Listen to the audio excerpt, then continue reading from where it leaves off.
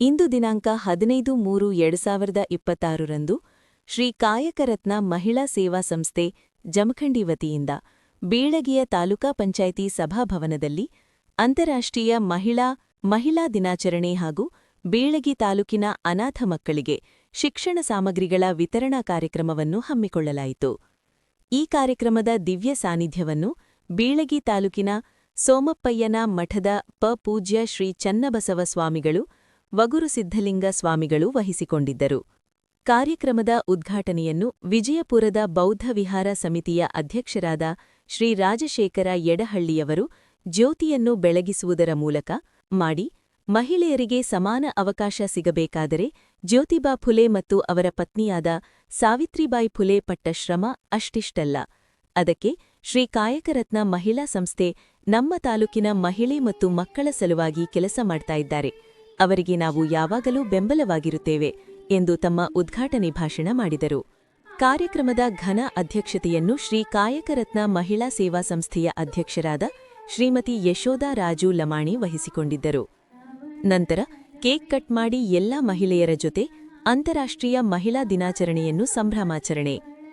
ವೇದಿಕೆಯ ಮೇಲೆ ಉಪಸ್ಥಿತರಿರುವ ತೇಜಸ್ವಿನಿ ಹಿರೇಮಠ ಹಾಗೂ ಅನನ್ಯಾ ಪಾಟೀಲ್ ಅವರು ಮಾಡಿದರು.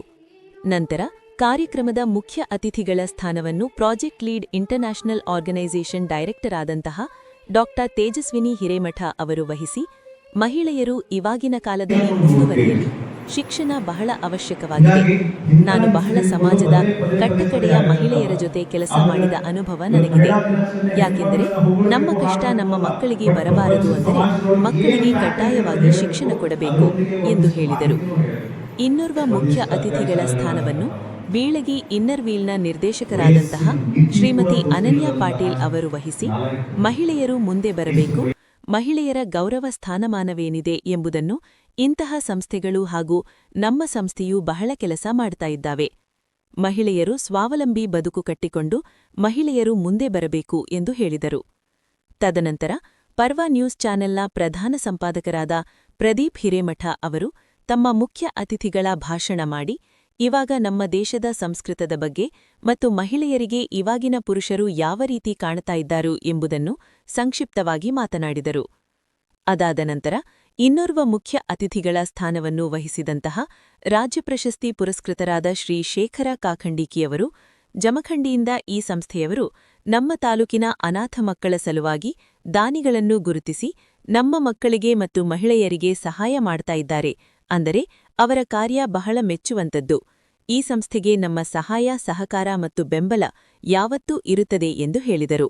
ವೇದಿಕೆಯ ಮೇಲೆ ಸೆಲ್ಕೋ ಸೋಲಾರ್ ಸಂಸ್ಥೆಯ ತರಬೇತಿ ವ್ಯವಸ್ಥಾಪಕರಾದ ಶ್ರೀ ಶಿವಕುಮಾರ್ ಕೆ ಹಾಗೂ ಪಿಎಂಎಫ್ಎಂಇ ಯೋಜನೆಯ ಸಂಪನ್ಮೂಲ ವ್ಯಕ್ತಿಗಳಾದ ಶ್ರೀ ಪ್ರವೀಣ್ ಪೂಜಾರಿ ಯವರು, ಎಸ್ಎಂ ಸುದ್ದಿಮಿತ್ರ ನ್ಯೂಸ್ ಚಾನೆಲ್ನ ಪ್ರಧಾನ ಸಂಪಾದಕರಾದ ಶ್ರೀ ಶ್ರೀಕಾಂತ್ ಮಠಪತಿಯವರು ಹಾಗೂ ಮಲ್ಲಯ್ಯ ಮಠಪತಿಯವರು ಉಪಸ್ಥಿತರಿದ್ದರು. ಶ್ರೀ ಕಾಯಕರತ್ನ ಮಹಿಳಾ ಸಂಸ್ಥೆಯ ವತಿಯಿಂದ ಡಾ ತೇಜಸ್ವಿನಿ ಹಿರೇಮಠ ಅವರಿಗೆ ಅತ್ಯುತ್ತಮ ಮಹಿಳಾ ರತ್ನ ಪ್ರಶಸ್ತಿಗೆ ಭಾಜನರಾದರು. ಕಲಾರತ್ನ ಪ್ರಶಸ್ತಿಯನ್ನು ರಾಜೇಶ್ವರಿ ಉಮದಿಯವರು ಕೊಡಲಾಯಿತು. ಬೀಳಗಿ ತಾಲೂಕಿನ 5 ಜನ ಮಹಿಳೆಯರಿಗೆ ಉದ್ಯಮ ಕ್ಷೇತ್ರದಲ್ಲಿ ಬೆಳವಣಿಗೆಯಾಗಿ ಮುಂದೆ ಬಂದು ಆದರ್ಶ ಮಹಿಳೆಯರಿಗೆ ಕಾಯಕರತ್ನ ಪ್ರಶಸ್ತಿಗೆ ಭಾಜನರಾದರು. ಎಲ್ಲ ದಾನಿಗಳಿಗೆ ಹಾಗೂ ಮಾಧ್ಯಮದ ಮಿತ್ರರಿಗೆ ಸಮಾಜ ಸೇವಾ ರತ್ನ ಪ್ರಶಸ್ತಿಯನ್ನು ಸಂಸ್ಥೆಯ ಅಧ್ಯಕ್ಷರಾದ ಶ್ರೀಮತಿ ಯಶೋಧಾ ರಾಜು ಲಮಾಣಿಯವರು ಗೌರವಿಸಿ ಸನ್ಮಾನ ಮಾಡಿದರು. 100 ಜನ ಅನಾಥ ಮಕ್ಕಳಿಗೆ 600 ಕಿಂಗ್ ಸೈಜ್ನ 200 ಪೇಜಿನ ನೋಟ್ಬುಕ್ಗಳನ್ನು ಶ್ರೀ ರಾಜಶೇಖರ ಯಡಹಳ್ಳಿಯವರು, 100 ಕಂಪಾಸಗಳನ್ನು ದಯಾನಂದ ಹನುಮಾಕರ, 100 ಪೆನ್ನುಗಳನ್ನು ಶೇಖರ ಕಾಖಂಡೀಕಿಯವರು ದೇಣಿಗೆ ಕೊಟ್ಟರು. 200 ಜನರಿಗೆ ಅನ್ನ ಸಂತರ್ಪಣೆಯನ್ನು ಮಲ್ಲಯ್ಯ ಮಠಪತಿಯವರು ಮಾಡಿಸಿದರು. ಪ್ರಾಸ್ತಾವಿಕ ನುಡಿಗಳನ್ನು ಕಾಶಿನಾಥ ಹೊಸಮನೆಯವರು ಮಾಡಿದರು. ಪ್ರಾರ್ಥನೆ ಶ್ರೀಮತಿ ರಾಜೇಶ್ವರಿ ಉಮದಿಯವರು, ಸ್ವಾಗತವನ್ನು ಪುಂಡಲೀಕ ಕಾಂಬಳೆಯವರು ಹಾಗೂ ಅಪ್ಪಾಸಾಬ್ ನದಾಬ್ ಅವರು ವಂದಿಸಿದರು. ಭಾರತಿ ಗುರವ ನಿರೂಪಿಸಿದರು.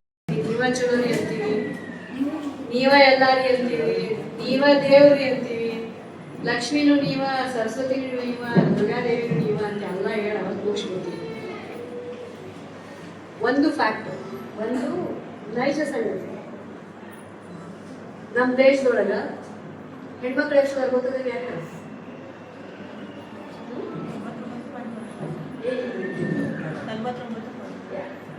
50 ಪೈಸಾದಷ್ಟು ಒಂದು ರೂಪಾಯಿಗೆ 50 ಪೈಸದಷ್ಟು ಹೆಣ್ಮಕ್ಳದ. ಇನ್ನು 50 ಪೈಸದಟ್ಟು ಯಾರ್ದಾರ? ಎಕ್ಸಾಕ್ಟ್ ಹೇಳ್ಬೇಕಂದ್ರೆ 49 ಪೈಸಾ ಹೆಣ್ಮಕ್ಳದ. 51 ಪೈಸಾ ಯಾರ್ದಾರ? ಆ ಹೆಣ್ಮಕ್ಳು ಮಕ್ಕಳದ. ಒಪ್ಕೊಂಡ್ರಿ? ತಿಳಿತಾನಿಲ್ಲ? ತಿಳಿತಾ? 49 ಪೈಸಾ ನಾವದೇವಿ. ಇನ್ನು 51 ಪೈಸಾ ಯಾರ್ದಾರ? ಆಕಿನ ಮಕ್ಕಳೆಲ್ಲರೂ ಅದೇ ಮಹಿಳೆಯರ ಮಕ್ಕಳು ಹೋಗಲ್ಲ ಅವರಲ್ಲ. ಸೊ ಇಡೀ ಜಗತ್ತು, ಇಡೀ ದೇಶ ನಮ್ದೇ ಇದೆ. ನಿಮಗೆ ಯಾವ ಅಂಜಿಕೆ? ಯಾವ ಅಂಜಿಕೆ ಐತೆ ನಿಮ್ಗೆ?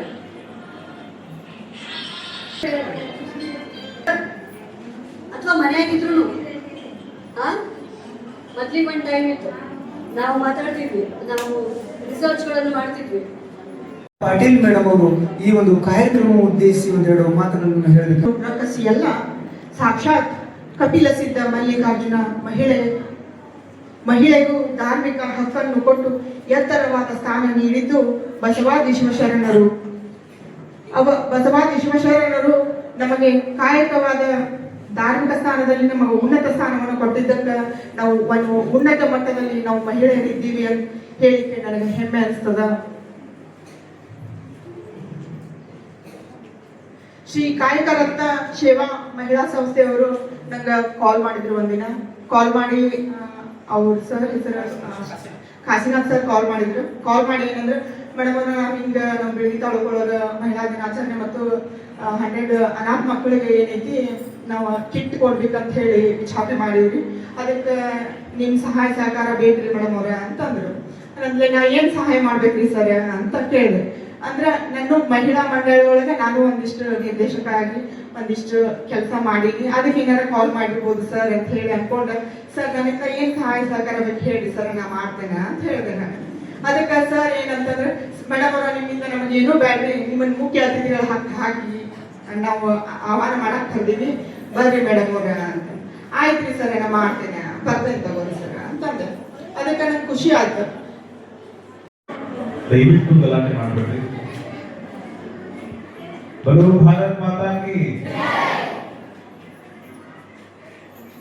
ಹಾಗೆ ಕಾರ್ಯಕ್ರಮಕ್ಕೆ ಆಗಮಿಸಿದಂತಹ ನನ್ನ ಪತ್ರಿಕಾ ಮಾಧ್ಯಮ ಮಿತ್ರರಿಗೂ ಕೂಡ ನನ್ನ ಪರವಾಗಿ ಸ್ವಾಗತವನ್ನು ತಿಳಿಸ್ತಾ ಇದ್ದೀನಿ. ಮಹಿಳೆ ಹೆಣ್ಣು ಅಂತಂದ್ರೆ ಪ್ರಪಂಚ.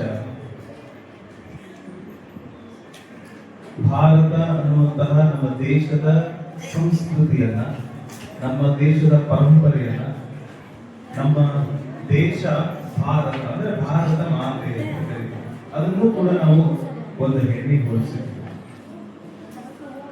ಹೆಣ್ಣಿದ್ರ ಹೆಣ ಸಿಂಗಾರ.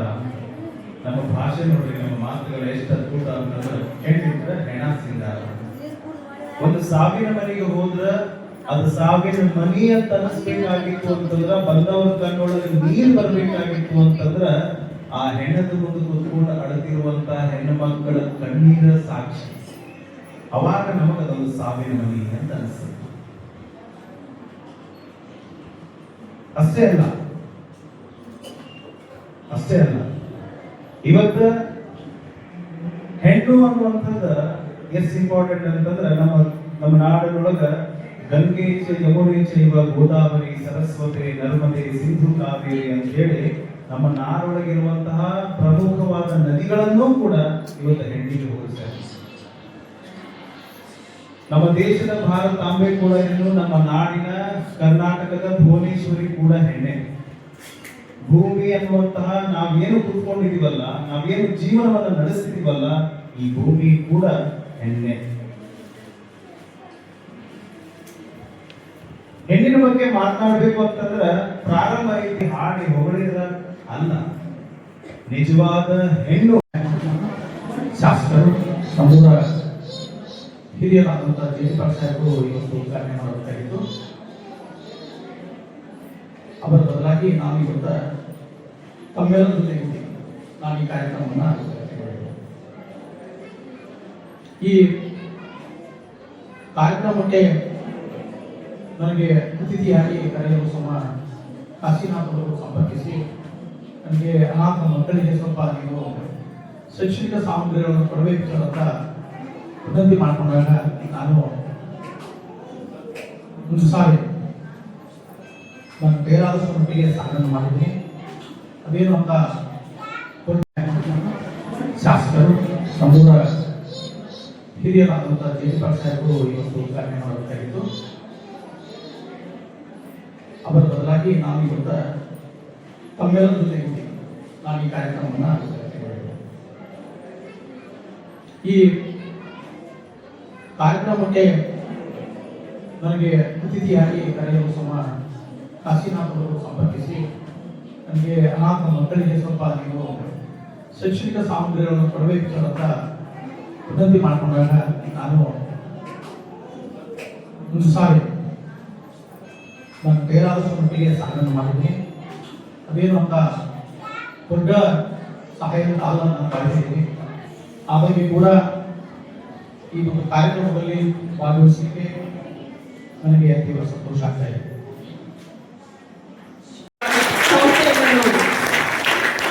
ಯಾಕಂದ್ರ ಈ ಸಮಾಜದೊಳಗ ನಾವು ಈ ನಮ್ಮ ತಾಲೂಕೊಳಗ ಒಂದು ಇನ್ನರ್ ಕ್ಲಬ್ ಅಂತ ಇಂಟರ್ನ್ಯಾಷನಲ್ ಕ್ಲಬ್ ಅನ್ನ ಓಪನ್ ಮಾಡ್ಕೊಂಡ್ವಿ. ಅದು ಎಲ್ಲಾ ಕಡೆ ಇದು ಅದಾವು, ಅದು ಆಲ್ಮೋಸ್ಟ್ ಎಲ್ಲರಿಗೂ ಗೊತ್ತಿರ್ಬೋದು.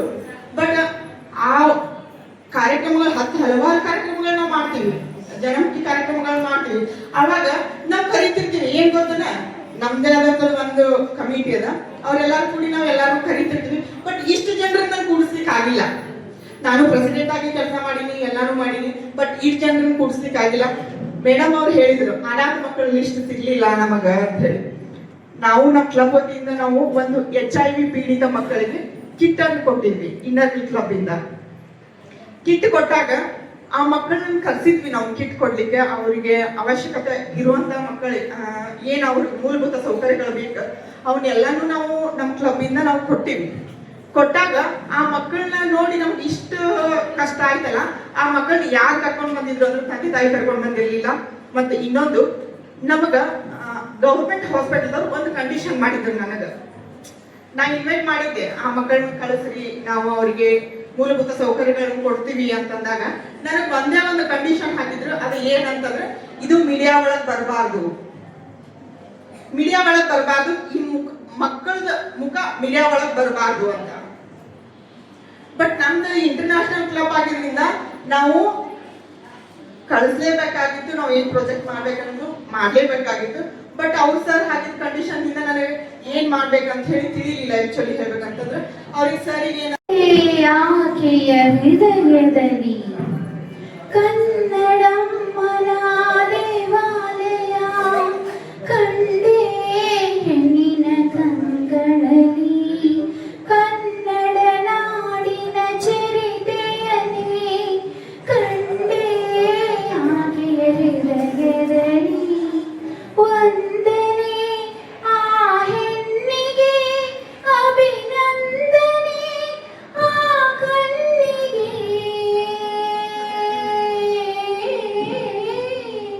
ಕನ್ನಡಮ್ಮನ ದೇವಾಲಯ ಕಂಡೇ ಹೆಣ್ಣಿನ ಕಂಗಳಲ್ಲಿ ಕನ್ನಡ ನಾಡಿನ ಚರಿತೆಯಲ್ಲಿ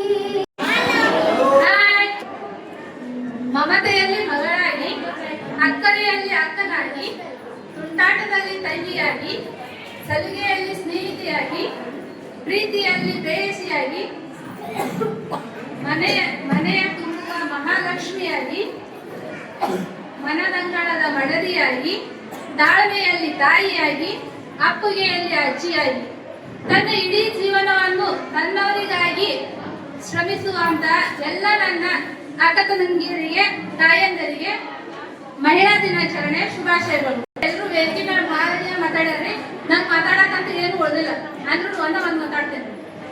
ಮೇಡಮ್ ಹೇಳಿದ್ರಿ ನಮ್ಮ ಮಕ್ಕಳು ನಾವ್ ಯಾವ ರೀತಿ ಬೆಳೆಸ್ಬೇಕಂತಂದ್ರ ಹಿಂಗ್ ಓದಿ ಅಂತಂದ್ರ ಬೆಳೆಯೋ ದಾರಿಯಲ್ಲಿ ಯಾರೇ ಇರ್ಲಿ ಮುಳ್ಳಿದ್ರು ಮುಳದ್ ಮುಂದ್ ನಡೀರಿ ಅಂತ ಹೇಳುವಂತ ಒಂದ್ ಮಾತಿತ್ತು. ಆ ಮಾತನ್ನ ನಾವು ನಮ್ಮ ಮಕ್ಕಳಿಗೆ ಏನಾದ್ರು ಹೇಳ್ಕೊಟ್ಟಿವಿ ಅಂತಂದ್ರ ಈ ಅತ್ಯಾಚಾರಗಳು, ದೌರ್ಜನ್ಯಗಳು ಯಾವುದೂ ಆಗುದಿಲ್ಲ. ಯಾಕಂದ್ರೆ ನಾವು ಯಾವ ರೀತಿ ಬಲಿಷ್ಠರಾಗ್ತಿರಲ್ಲ ಆ ರೀತಿ ಜನರು ಇರ್ತಾರೆ. ನನ್ನನ್ನು ನೋಡಿ ಇನ್ನೊಬ್ರು ಕಲಿಬೇಕಂತಂದ್ರೆ ನಾವು ಮೊದಲು ಕಲಿಸ್ಬೇಕಾಗ್ತೈತೆ. ಇಷ್ಟು ಹೇಳಿ ನಾನು ಹೇಳೋದಷ್ಟೇ. ಪರಮ ಪೂಜ್ಯ ಶ್ರೀ ಚನ್ನಬಸವ ಸ್ವಾಮಿಗಳು ಗುರುಸಿದ್ಧಲಿಂಗ ಸ್ವಾಮೀಜಿಗಳವರಿಗೆ ನಮ್ಮ ಸಂಸ್ಥೆಯ ಪರವಾಗಿ ಹಾಗೂ ಎಲ್ಲ ತಾಯಂದಿರ ಪರವಾಗಿ ಅವರನ್ನು ವೈಯಕ್ತಿಕವಾಗಿ ತುಂಬ ಸ್ವಾಗತವನ್ನು ಕೊಡ್ತಾ ಇದ್ದೇನೆ. ಅದೇ ರೀತಿಯಾಗಿ ಮೇಡಮ್ ಅವರು ಹೊರ ದೇಶದಲ್ಲಿ ಇದ್ರೂ ಕೂಡ ನಮ್ಮ ಕರೆಗೆ ಹೋಗ್ಬಿಟ್ಟು ಈ ನಮ್ಮ ಕಾರ್ಯಕ್ರಮಕ್ಕೆ, ಅದು ತಮ್ಮ ಶಿಷ್ಯನ ಕಾರ್ಯಕ್ರಮಕ್ಕೆ ಬಹಳ ಬಂದು ನಮ್ಮ ಕಾರ್ಯಕ್ರಮವನ್ನು ಯಶಸ್ವಿಯನ್ನು ಮಾಡಿಕೊಟ್ಟಿದ್ದೇವೆ. ಅದಕ್ಕೆ ನಮ್ಮ ತೇಜಸ್ವಿನಿ ಹಿರೇಮಠ್ ಮೇಡಮ್ ಅವರಿಗೂ ಕೂಡ ನಮ್ಮ ಸಂಸ್ಥೆಯ ಪರವಾಗಿ ಹಾಗೂ ಎಲ್ಲ ತಾಯಂದಿರ ಪರವಾಗಿ ಹಾಗೂ ನನ್ನ ಎಲ್ಲ ಬುದ್ಧಿ ಮಕ್ಕಳ ಪರವಾಗಿ